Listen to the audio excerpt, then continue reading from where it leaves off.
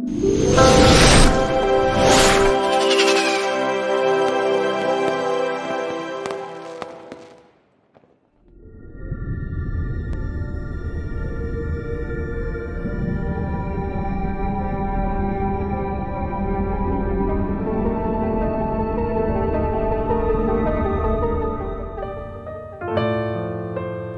jemaat Tuhan, salam sejahtera bagi kita semua.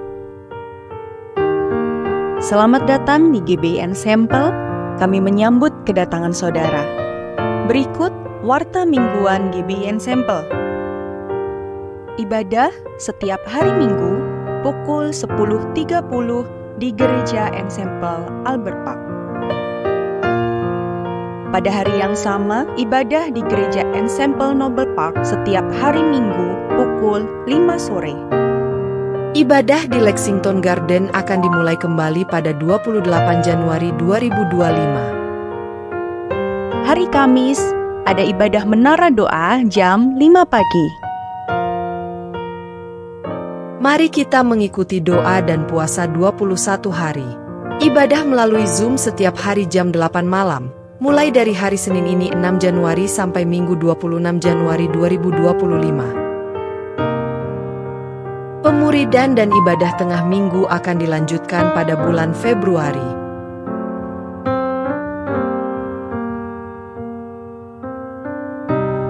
Bagi saudara yang ingin memberikan persembahan atau persepuluhan secara digital, silahkan melihat pada nomor yang ada di layar atau scan QR Code yang ada di amplop persembahan.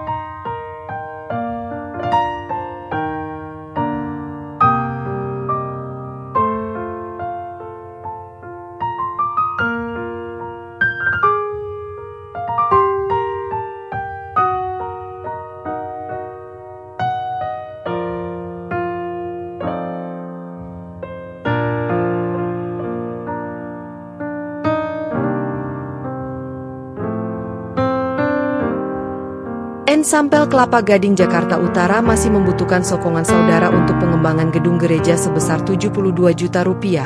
Begitu juga dengan Ensemble Babulu Kalimantan Timur memerlukan sokongan untuk pengembangan gereja sebesar 31 juta rupiah serta cicilan kendaraan bermotor sebesar 16,5 juta rupiah. Bantuan bisa disalurkan melalui akun gereja yang tertera di layar. Terima kasih atas kemurahan hati saudara. Kami menyambut Bapak, Ibu, dan Saudara yang baru pertama kali hadir di gereja kami. Bagi Bapak Ibu yang rindu berjemaat, atau jemaat lama yang belum memperbaharui data, atau yang belum pernah mendata diri, silahkan mendata diri saudara melalui QR Code berikut ini. Sekian warta gereja Ensemble minggu ini. Tuhan Yesus memberkati.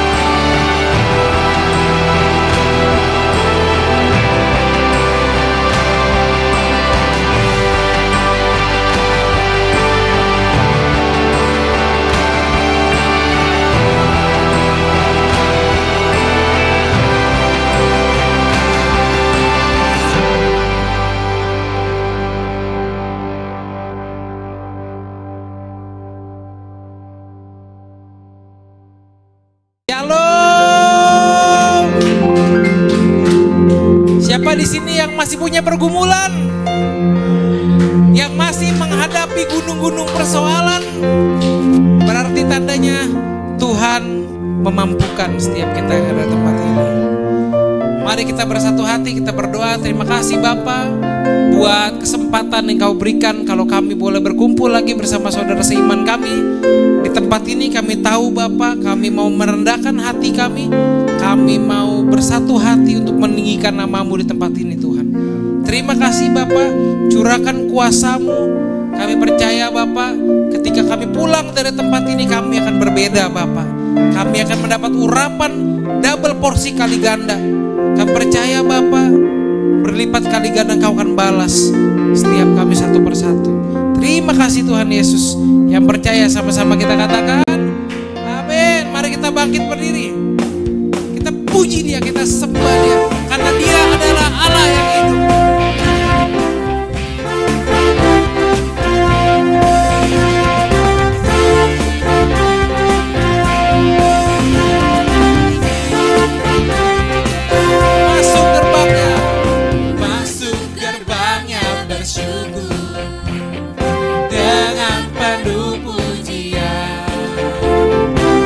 Suka di hadiratnya, nyanyi besarkan agung nama. Puji dia tiuplah sangkakala, musik dan tarian.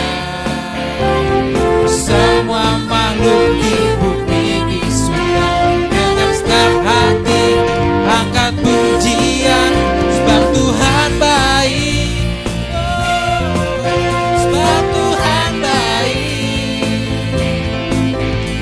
Tuhan baik, anugerahnya kekal selamanya. Sebab Tuhan baik, sebab Tuhan baik, sebab Tuhan baik, anugerahnya kekal selamanya.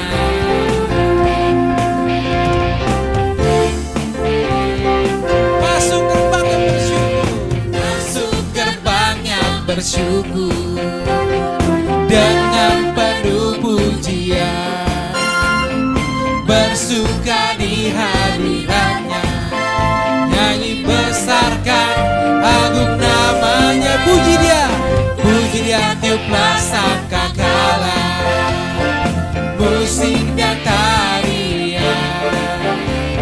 Semua makhluk di bumi di surga, dengan segenap hati angkat pujian. Katakan sebab Tuhan baik, sebab Tuhan baik. Katakan sebab Tuhan baik, anugerahnya kekal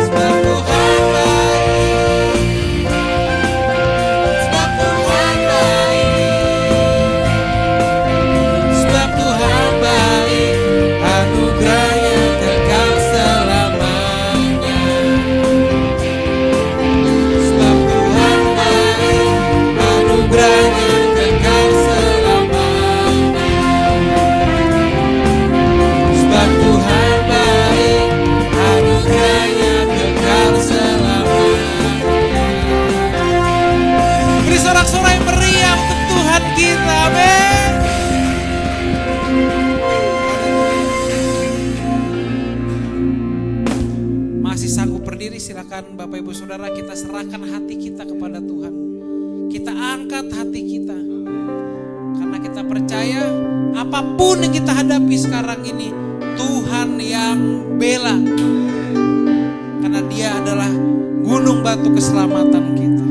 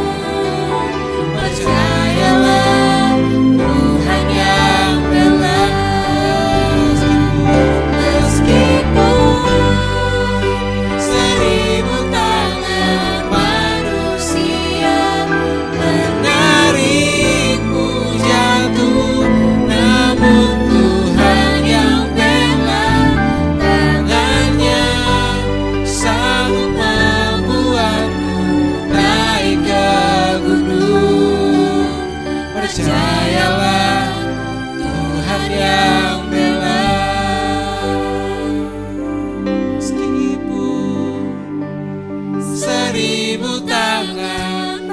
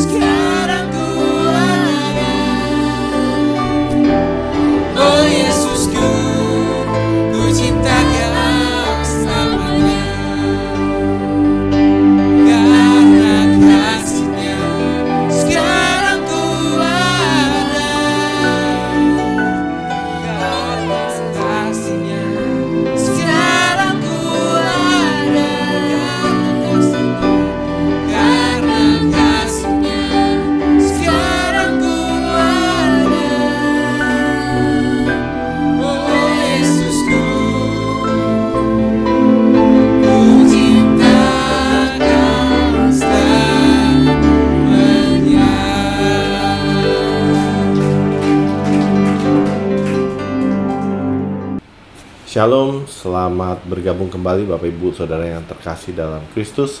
Sebelum kita masuk ke dalam perenungan firman pada hari ini, saya undang kita semua boleh sama-sama angkat kedua tangan kita berdoa, minta pimpinan tuntunan Tuhan. Terima kasih Tuhan Yesus, kami percaya Engkau hadir di tengah-tengah pujian kami hari ini. Engkau hadir di tengah-tengah doa penyembahan kami Tuhan. Kalau sebentar kami mau mendengarkan isi hati-Mu Tuhan Yesus, biarkan Tuhan yang berbicara melalui hamba-Mu untuk sampaikan pesan-Mu Tuhan buat setiap daripada kami yang mendengarkan dimanapun kami berada Tuhan. Kami percaya urapan-Mu turun atas setiap kami dan kami boleh menerima dan kami boleh melakukan firman itu menjadi satu kekuatan dalam hidup kami. Terima kasih Tuhan Yesus, kiranya Roh Kudus yang selalu menuntun memimpin setiap kami, hati pikiran kami dalam nama-Mu. Kami berdoa, kami mengucap syukur. Kita yang percaya sama-sama katakan amin. Ya, shalom. Kembali lagi beribadah bersama-sama dengan kami. Saya akan bagikan firman Tuhan yang merupakan tema mingguan daripada Gereja GBI Ensemble di minggu ini, yaitu dari Ibrani pasal ke-12. Ya, Ibrani pasal ke-12. Mulai dari ayat ke-7 sampai dengan ayat ke-13 ya, supaya kita bisa dapatkan isi daripada firman Tuhan ini. Saya akan mulai dari Ibrani 12 ayat yang ke-7. Kita akan baca sama-sama sampai dengan ayat yang ke-13. Bagi Bapak Ibu semua yang ada di rumah mungkin boleh bangkit berdiri kalau sudah mendapatkan firman Tuhan, dan kita akan bacakan sama-sama dengan suara yang keras, dengan suara yang lantang. Haleluya. Ibrani pasal 12 ayat yang ke-7. Saya akan bacakan. Jika kamu harus menanggung ganjaran, Allah memperlakukan kamu seperti anak. Di manakah terdapat anak yang tidak dihajar oleh ayahnya? Tetapi jikalau kamu bebas dari ganjaran yang harus diderita setiap orang, maka kamu bukanlah anak, tetapi anak-anak gampang. Selanjutnya, dari ayah kita yang sebenarnya kita memperoleh ganjaran, dan mereka kita hormati. Kalau demikian, bukankah kita harus lebih taat kepada Bapa segala roh, supaya kita boleh hidup? Ayat 10, sebab mereka mendidik kita dalam waktu yang pendek, sesuai dengan apa yang mereka anggap baik. Tetapi Dia menghajar kita untuk kebaikan kita, supaya kita beroleh bagian dalam kekudusannya. Ayat 11, memang tiap-tiap ganjaran pada waktu ia diberikan tidak mendatangkan sukacita, tetapi duka cita. Tetapi kemudian ia menghasilkan buah kebenaran yang memberikan damai kepada mereka yang dilatih olehnya. Ya, kita baca sampai sini saja. Silakan duduk Bapak Ibu Saudara sekalian dimanapun Anda berada. Ya, saya akan stop dulu sampai di ayat 11. Dikatakan tiap-tiap ganjaran pada waktu ia diberikan tidak mendatangkan sukacita, tetapi duka cita. Tetapi kemudian ia menghasilkan buah kebenaran yang memberikan damai kepada mereka yang dilatih olehnya. Kalau boleh saya akan bukakan dari terjemahan bahasa Inggris ya, di King James Version. Di ayat 11 dikatakan, no chastening for the present seemed to be joyous, but grievous. Nevertheless, afterward it yields the peaceable fruit of righteousness unto them which are exercised thereby. Ya. Jadi minggu ini kita bicara tentang didikan Tuhan. Kita bicara tentang disiplin, atau bahasa Inggrisnya chastening yang daripada Tuhan. Tetapi kalau di bahasa di perikopnya bahasa Inggris di New King James di ayat 12 selanjutnya, saya lebih suka mengatakan bahwa didikan yang membawa pembaharuan rohani, gitu ya. Karena kalau misalnya kita baca di Alkitab New King James itu ada satu perikop yang di ayat 12 itu judulnya adalah Renew Your Spiritual Vitality, gitu loh. Renew your spiritual vitality. Nah, bagaimana didikan Tuhan itu ada di setiap daripada kita itu sebenarnya itu untuk memperbaharui atau membangkitkan gitu ya, untuk membangkitkan kembali kegairahan kita, untuk membangkitkan kembali semangat kita, untuk membangkitkan kembali kekuatan rohani kita gitu ya. Memasuki tahun 2025, saya percaya setiap orang ya, biasanya kalau misalnya di luar sana itu awal tahun itu selalu ada resolusi ya, New Year Resolution. Banyak sekali yang punya New Year Resolution.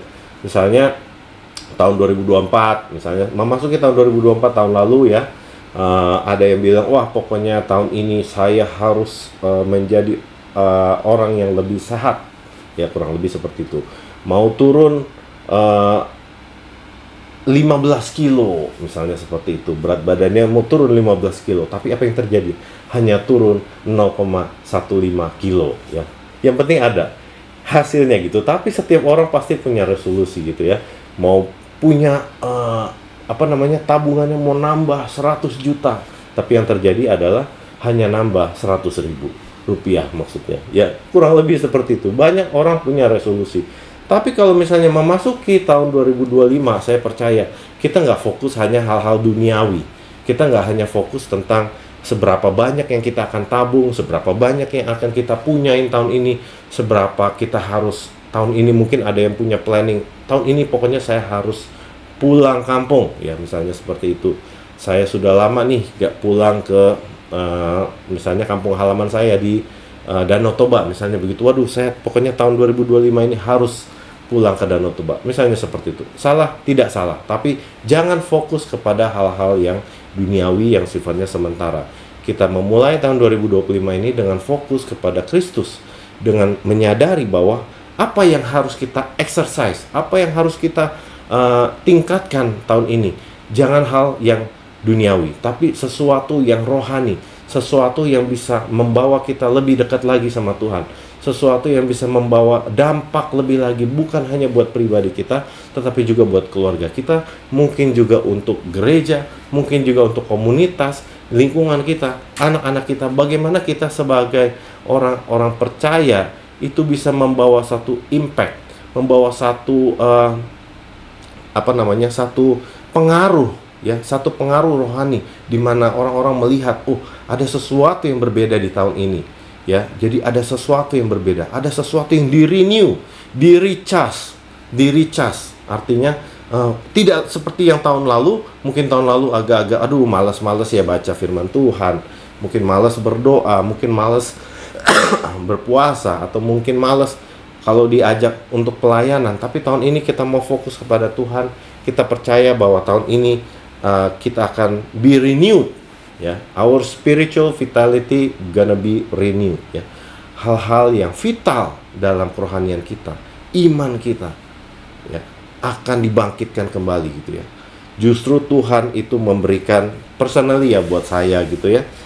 Awal tahun ini 2025, bahkan sejak akhir tahun 2024, beberapa bulan bahkan sebelumnya itu sudah dihadapi dengan berbagai pergumulan ya, yang targetnya harusnya dapat 100 contohnya, itu nggak ada sama sekali, bahkan hanya 1, seperti itu kurang lebih ya.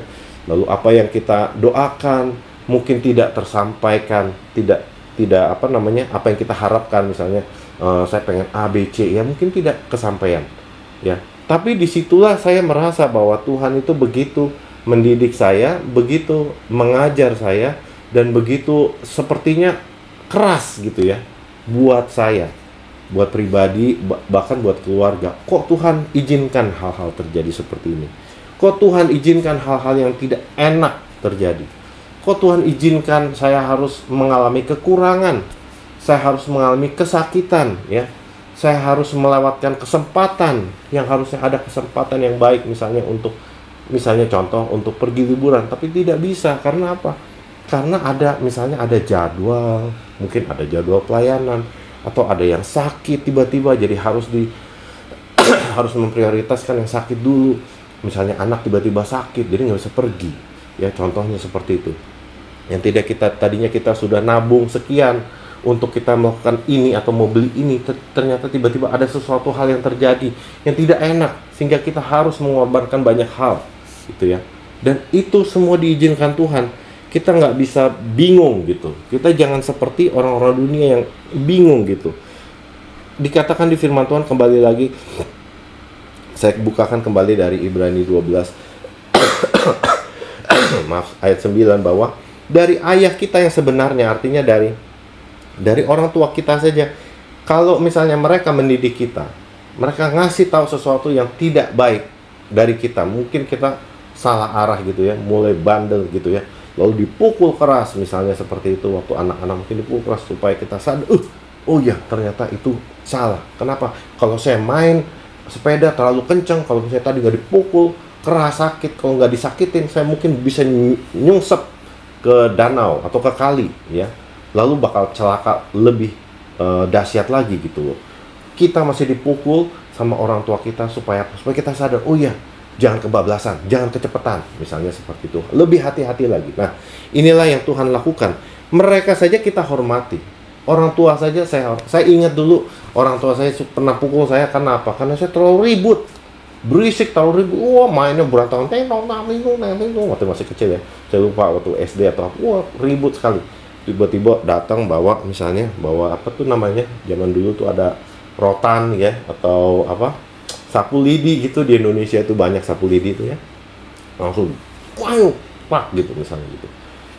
Nggak mau langsung sadar, oh ya ternyata apa, saya terlalu berisik, terlalu ribut, itu keras sekali, jadi ngeganggu orang-orang ganggu orang-orang di rumah, ganggu orang-orang di mana gitu ya, misalnya seperti itu. Nah, saya ingat sekali kalau misalnya dididik sama orang tua saya, apakah saya membenci orang tua saya?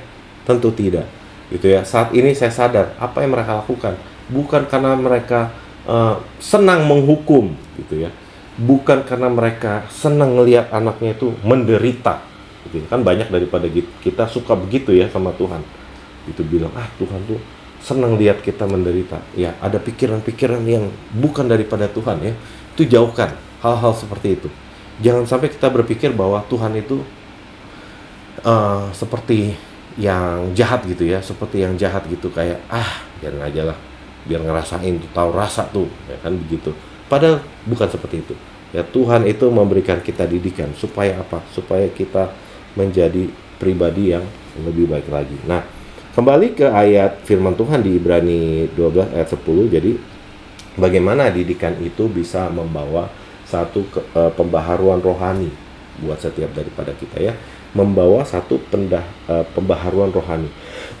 Dikatakan di ayat 10 bahwa mereka itu orang tua, misalnya orang tua kita, ayah kita secara jasmani di dunia ini, mendidik kita dalam waktu yang pendek sesuai dengan apa yang mereka anggap baik. Tetapi dia huruf besar Tuhan itu menghajar kita untuk kebaikan kita, supaya kita beroleh dalam kekudusannya. Jadi Tuhan memberikan didikan, memberikan ganjaran atau memberikan disiplin kepada kita itu ada tujuannya ya. Bukan semata-mata karena ya hanya untuk menghukum saja gitu. Kurang doa, ya udah saya kasih masalah. Bukan begitu gitu ya. Justru masalah itu ada supaya kita lebih lagi mendekat pada Tuhan. Ada tujuannya supaya apa? Supaya kita memperoleh bagian dalam kekudusannya. Supaya kita memperoleh bagian dalam kekudusan. Artinya apa? Supaya kita lebih peka lagi. Bagaimana kita mau merenew, bagaimana kita memperbaharui kerohanian kita kalau kita sendiri nggak peka terhadap apa yang Tuhan mau. Jadi Tuhan mendidik kita itu dengan punya satu tujuan. Bagaimana kita bisa di-renew, bagaimana kita bisa diperbaharui kalau kita tuh tidak kenal, tidak dekat, tidak nempel sama Tuhan. Gitu. Jadi benar-benar didikan itu supaya kita tuh benar-benar melekat sama Tuhan. Fokusnya sama Tuhan. Seringkali kita fokusnya ke dunia gitu. Contohnya yang paling gampang, fokus kepada apa? Uang gitu. Hal-hal duniawi, ada uang. Fokusnya cari uang. Pokoknya saya harus dapetin targetnya, contohnya tadi saya bilang harus punya 100 juta Tuhan. Akhir tahun, pokoknya saya tabungannya harus nambah. Harus punya rumah, harus ganti mobil, harus punya laptop baru. Waduh, semuanya tuh serba istilahnya fokusnya kepada Tuhan tuh harusnya lurus ya. Ini udah mulai menceng 5 derajat aja gitu ya. Menceng 5 derajat. Akhirnya nyasarnya jauh kan gitu loh. Walaupun sedikit mencengnya di 1 derajat, 2 derajat, tapi kalau dijalanin 1 tahun itu udah bisa ke mana gitu ya. Mungkin nyasarnya tujuannya kita misalnya tujuannya kita dari Melbourne mau ke Sydney gitu. Lurus, menceng dikit, nyasarnya bukan ke Sydney, mungkin nyasarnya ke Alice Spring gitu ya misalnya gitu, atau ke Darwin gitu loh. Makin lama makin jauh kan ya. Jadi kita di-renew, kita diperbaharui dengan cara apa? Dengan cara didikan Tuhan itu didikan Tuhan itu membuat kita diperbaharui dengan cara apa? Dengan cara melatih kepekaan kita, fokus kita ya, melatih fokus kita. Jadi kita diingatkan Tuhan, mulai menceng dikit Tuhan kasih ganjar. Aduh, saya ingat lagi, aduh Tuhan, kenapa Tuhan kasih hal yang seperti ini? Kita ingat kembali, aduh, oh iya, tahun ini Tuhan kita mau fokus sama Dia. Kita mau cari Tuhan sungguh-sungguh. Ya, kita mau benar-benar mengenal Tuhan. Kita mau ada dalam hadirat Tuhan. Saya sering bilang, kemarin saya sharing gitu ya. Coba Bapak Ibu Saudara sekalian bayangkan ya. Gimana kita mau fokus sama Tuhan? Contohnya ya, biasanya kalau misalnya yang sukanya fokus sama uang, contohnya ya, memangnya agak sensitif gitu. Fokusnya sama uang. Coba bayangkan, bagaimana kalau tabungan Anda, tabungan saudara itu ya. Kalau di Indonesia, anggap aja tabungannya tinggal 1 juta rupiah ke bawah. Ya. Bukan karena nggak bisa nabung, bukan. Tapi karena harus berkorban. Ya, harus mengorbankan ini. Harus mungkin bantu orang tua lagi sakit. Bantu gereja lagi butuh dana. Bantu ini, bantu ini, bantu ini. Akhirnya, tiba-tiba, entah bagaimana, situasi bagaimana, ternyata uangnya tinggal di bawah 1 juta. Nah, fokusnya kemana nih? Gitu. Setelah uangnya tinggal 1 juta, fokusnya kemana? Mau cari uang supaya dapat lebih banyak lagi? Atau fokusnya ke Tuhan, cari Tuhan? Ya kan? Sekarang gampang, tapi bagaimana prakteknya gitu? Prakteknya ini lebih penting. Saya tuh sempat ngalamin hal seperti itu. Kok Tuhan makin lama makin turun ya gitu ya? Liburan atau apa udah lewatin bulan November, Desember tuh makin lama tuh makin semuanya tuh udah makin kayak diminish gitu. Everything diminish gitu. Apa yang kelihatan dunia itu kelihatan diminish. Tapi di situ Tuhan mengajarkan bahwa fokusnya kepada Tuhan, jangan kepada dunia, jangan kepada hal-hal yang adalah daripada dunia gitu. Jadi kita harus benar-benar fokus kepada Tuhan. Nah, disitulah kita baru merasa di mana sukacitanya, ya. Di mana sukacitanya? Bisa nggak kita tetap sukacita, tetap nyanyi jalan serta Yesus, jalan sertanya setiap hari, tetap senyum walaupun uangnya dikit gitu, walaupun mobilnya digadai, walaupun rumahnya nggak ada misalnya begitu, ya kan, misalnya seperti itu contohnya, tetap sukacita nggak gitu. Bukan karena kita bukan karena kita nggak bijaksana, tapi ada situasi-situasi tertentu yang Tuhan izinkan supaya kita itu melatih kita supaya fokusnya kepada Tuhan. Bisa nggak tetap berkata ku mau selalu bersyukur gitu ya, selalu bersyukur, tapi tabungan nggak ada, ini nggak ada, nggak sehat juga, sakit-sakitan mungkin di rumah. Tahun baruan orang-orang pada nonton fireworks misalnya seperti itu, kita di rumah sakit-sakit gitu kan. Natalan semuanya pada jalan-jalan, makan-makan, kita nggak bisa, kita harus ini. Bisa nggak mengucap syukur waktu Tuhan izinkan itu terjadi?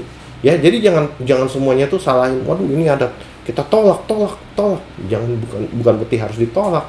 Itu Tuhan mungkin izinkan supaya kita itu, ini adalah teguran Tuhan. Oh ya, mungkin selama ini saya salah fokus gitu ya.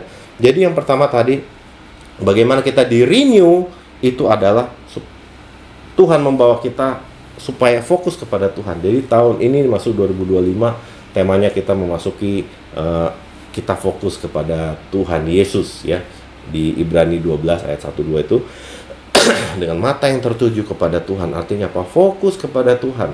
Fokus pada Tuhan. Ada masalah, cari Tuhan dulu. Ada sakit, cari Tuhan dulu. Orang Indonesia misalnya di sini kan sering banget ya, kalau misalnya sakit dikit carinya Panadol lah, carinya obat antibiotik lah, cari ini, cari itu, cari obat batuk, cari segala macam. Tapi kita mau belajar, nggak ada salahnya obatnya. Tapi kita mau belajar, jangan salah fokus ya, jangan salah fokus. Jadi didikan itu akan membawa kita kepada fokus yang benar, dan itu akan membawa kedekatan bagian bersama-sama dengan Tuhan. Itu apa? Bagian ada sukacita, ada damai sejahtera, ada persekutuan, ada fellowship. Kan enak ya kalau misalnya walaupun uangnya nggak banyak, tapi kita tetap bisa berkata senyum ya. Salam serta Yesus, tetap senyum. Orang pikir, wah ini nggak pernah ada masalah nih, pasti salah. Justru banyak masalahnya gitu ya. Tapi kita mau belajar untuk mengandalkan Tuhan. Nah, kembali di Ibrani 12. Di ayat yang ke-11 dikatakan tadi bahwa supaya kita beroleh bagian dalam kekudusannya gitu ya, dalam kekudusannya. Nah, di ayat 12 dikatakan, sebab itu kuatkanlah tangan yang lemah dan lutut yang goyah, dan luruskanlah jalan bagi kakimu, sehingga yang pincang jangan terplecok tetapi menjadi sembuh ya. Jadi di nomor di bagian kedua atau di poin kedua yang saya mau bagikan adalah pembaharuan rohani lewat didikan Tuhan. Itu kita harus sungguh-sungguh menyadari bahwa ada pengharapan ya. Jadi tadi kita fokusnya kepada Tuhan, tapi kedua itu membuat kita sadar bahwa ada pengharapan, ada sukacita, ada sesuatu di balik semua ini. Ada sesuatu di balik semua ini. Jadi kita harus belajar untuk melihat seperti apa yang dikatakan di di 2 Korintus 5 ya. Saya akan bukakan sebentar coba. 2 Korintus 5 ayat 17. 2 Korintus 5 bahasa Indonesianya ya. Oke. 2 Korintus 5 ayat 7, 2 Korintus 5 ayat 7 dikatakan bahwa hidup kita ini adalah hidup karena percaya, bukan karena melihat ya. Kalau bahasa Inggrisnya itu memang lebih mungkin lebih mudah dihafal ya. Jadi bukan hidup karena percaya, tapi di bahasa yang dikatakan di NIV adalah for we live by faith gitu. We live by faith, not by sight. Nah, ini adalah sesuatu yang saya percaya buat saya pribadi juga, bahwa Tuhan betul-betul ajar ini ya. Mendidik saya untuk melihat, bukan hanya fokus kepada Tuhan, tapi melihat bahwa hidup kita ini kita harus belajar untuk hidup, atau we live by faith ya. We live by faith, not by sight. Yang tadi saya bilang bahwa kepekaannya setiap daripada anak-anak Tuhan tuh harus dilatih ya. Harus dilatih. Iman itu bicara tentang sesuatu yang tidak kelihatan. Kalau kita tidak pernah di-exercise, tidak pernah dilatih iman kita, itu kita tidak akan peka untuk melihat kekudusan Tuhan, untuk melihat hal-hal yang rohani yang tidak bisa dilihat oleh mata kita gitu. Seperti contohnya yang tadi saya sampaikan, bahwa mudah sekali kita melihat sesuatu yang terlihat. Contohnya rumah, kelihatan rumahnya. Jadi selama rumahnya itu bagus, berdiri dengan baik, saya tetap kuat. Ya itu kan kalau misalnya mengandalkan live by sight ya, seperti itu. Tapi bagaimana apa yang terjadi kalau misalnya seperti terjadi di Amerika misalnya, kebakaran ya, rumah hancur gitu ya, 35 million gitu net worth-nya hancur, kena api, terbakar, hangus. Bagaimana kita bisa live by sight? Itu sight-nya seperti itu, Tuhan kebakar, udah nggak ada lagi gitu. Tuhan yang saya andalkan, mobil saya hancur, ditabrak. Yang saya andalkan, uang saya ternyata ditipu orang, dicuri. Tabungan yang saya bangga-banggakan, wah saya punya deposito kiri kanan segala macam, tiba-tiba hangus. Entah bagaimana caranya. Nggak bisa dilihat. Apa yang mau dilihat? Nggak ada semua. Nah, kalau udah seperti itu bagaimana? Tidak punya pengharapan. Artinya apa? Menjalani awal tahun dengan satu perasaan yang bahwa, aduh, hidup saya sudah tidak ada pengharapan. Padahal memasuki tahun 2025, Tuhan mau kita punya pengharapan di dalam Dia. Jadi kita mau belajar untuk we live by faith. Itulah. beriman, dan itu hanya bisa di exercise. Ya, kalau misalnya tadi kita lihat di Ibrani 12, itu ada satu kata yang menarik. Di ayat 11 pakai bahasa Inggris ya, maaf, saya akan bukakan bahasa Inggris. No discipline seems pleasant at the time, but painful.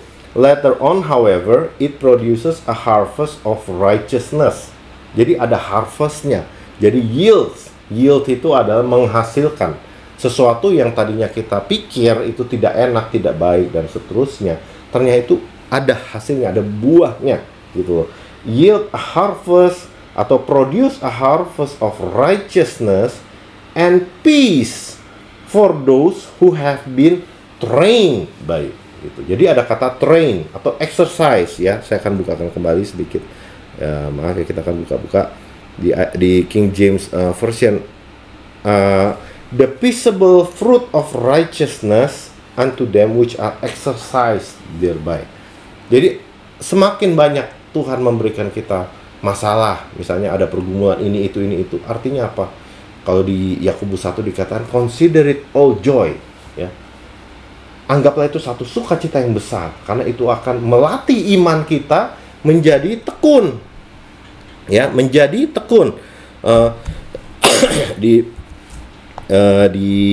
Yakobus 1 bahwa di ayat yang kedua dikatakan bahwa my brethren, count it all joy when you fall into temptation, knowing this, that the trying of your faith work patience, and patience have her perfect work, you may be perfect and entire, wanting nothing. Ya, jadi ada hasilnya. Latihan kita, ketekunan kita, perseverance kita itu akan finishing it works so that you may be mature and complete, lacking nothing. Jadi tahun 2025 ini kita mau menjadi pribadi yang lebih baik lagi, menjadi dilatih kerohanian kita menjadi lebih baik lagi, menjadi orang yang benar-benar semangat dalam Tuhan gitu. Jadi jangan sampai didikan itu malah menjadikan kita ciut, tapi justru didikan itu menjadikan kita tuh bersemangat atau bergairah dalam Tuhan, atau benar-benar mau cari Tuhan gitu. Ikut doa puasa ya, walaupun nggak enak, walaupun capek, walaupun waktunya aneh mungkin. Aduh, doa puasa lagi, aduh tiap hari lagi. Emang kita nggak ada kerjaan yang lain apa? Kan banyak yang seperti itu ya, bilangnya begitu ya. Kalau memang lagi sibuk ya nggak apa-apa, tapi intinya adalah bagaimana kita bisa membawa kerohanian kita lebih tinggi, karena kita mau fokus sesuatu yang tidak kelihatan. Bagaimana kita bisa fokus pada kelihatan? Kalau kita doa aja nggak mau gitu. Kalau kita berdoa memuji Tuhan aja males gitu. Wah, itu nomor 2, yang penting cari duit dulu, misalnya seperti itu. Ya, nggak ada salahnya memang kita bekerja, justru harus bekerja, nggak boleh jadi orang yang malas. Tapi ingat, fokusnya kita bukan kepada hal-hal yang bersifat duniawi. Jadi didikan Allah, poin daripada renungan firman Tuhan pada hari ini, didikan Tuhan yang membawa pembaharuan, didikan Tuhan yang membawa kegairahan yang baru, ya, spiritual vitality. We are renewed lewat didikan Tuhan. Dan saya percaya didikan Tuhan itu akan membuat kita lebih dewasa lagi, lebih mature lagi, tidak kekurangan satu hal apapun, membuat kita lebih tekun lagi, membuat kita lebih semangat lagi, membuat kita lebih melihat lagi pekerjaan Tuhan yang luar biasa, karena kita berjalan dengan iman yang tidak kelihatan, ya, dasar daripada yang tidak kita lihat. Itulah yang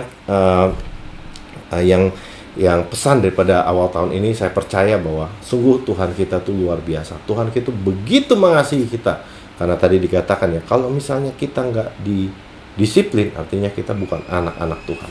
Tapi karena kita anak-anak Tuhan, anak Tuhan Yesus yang Tuhan Yesus yang begitu baik, ya, Tuhan Yesus yang mati untuk kita, yang bangkit untuk kita, bahkan ada bersama-sama dengan Allah Bapa di sorga itu, karena Ia begitu mengasihi kita, karena begitu mengasihi kita, ya, begitu mengasihi kita sehingga Dia itu memperhatikan kehidupan kita sehingga kita nggak salah jalan, supaya kita fokusnya benar, supaya kita menjadi orang-orang yang bergairah, yang semangat, yang penuh sukacita. Apapun yang terjadi, we live by faith.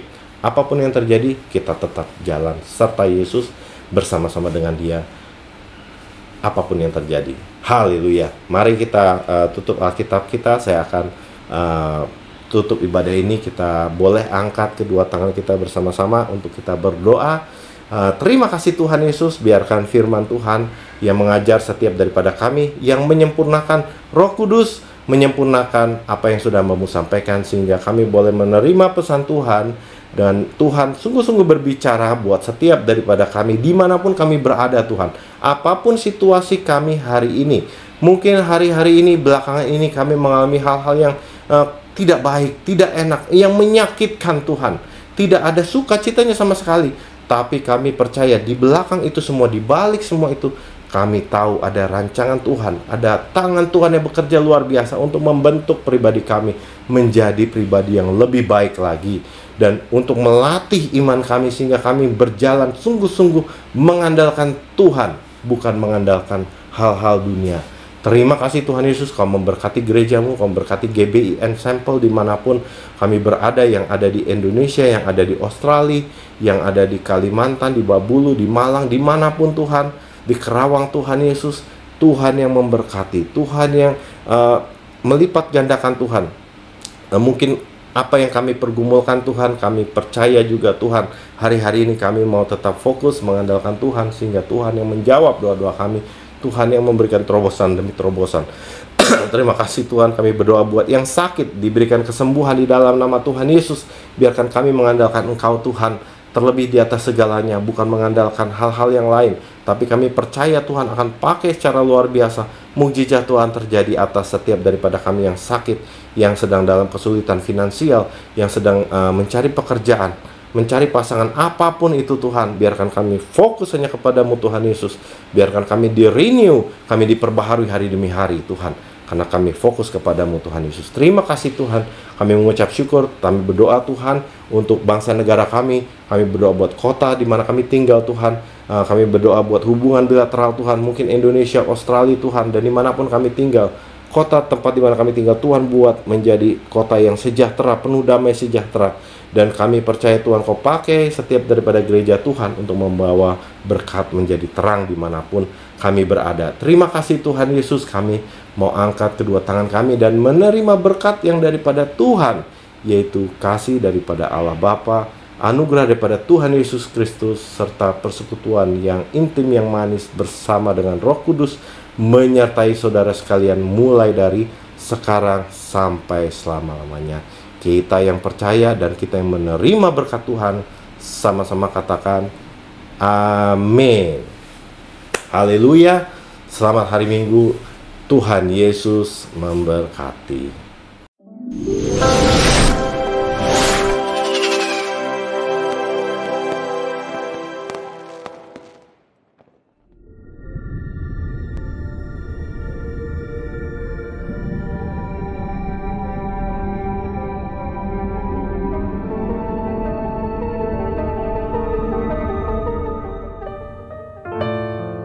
Shalom jemaat Tuhan, salam sejahtera bagi kita semua.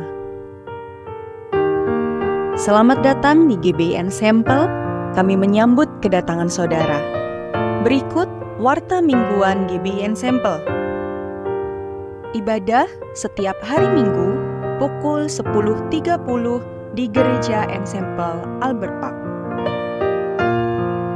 Pada hari yang sama, ibadah di Gereja Ensemble Noble Park setiap hari Minggu pukul 5 sore. Ibadah di Lexington Garden akan dimulai kembali pada 28 Januari 2025. Hari Kamis, ada ibadah menara doa jam 5 pagi. Mari kita mengikuti doa dan puasa 21 hari. Ibadah melalui Zoom setiap hari jam 8 malam. Mulai dari hari Senin ini 6 Januari sampai Minggu 26 Januari 2025. Pemuridan dan ibadah tengah minggu akan dilanjutkan pada bulan Februari.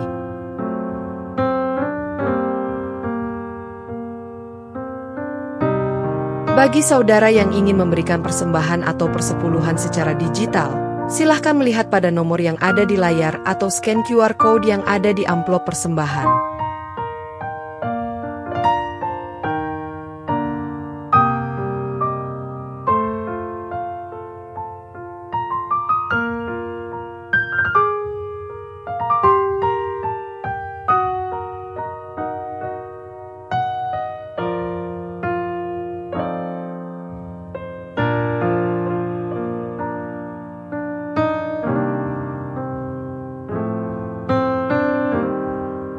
Ensampel Kelapa Gading Jakarta Utara masih membutuhkan sokongan saudara untuk pengembangan gedung gereja sebesar 72 juta rupiah.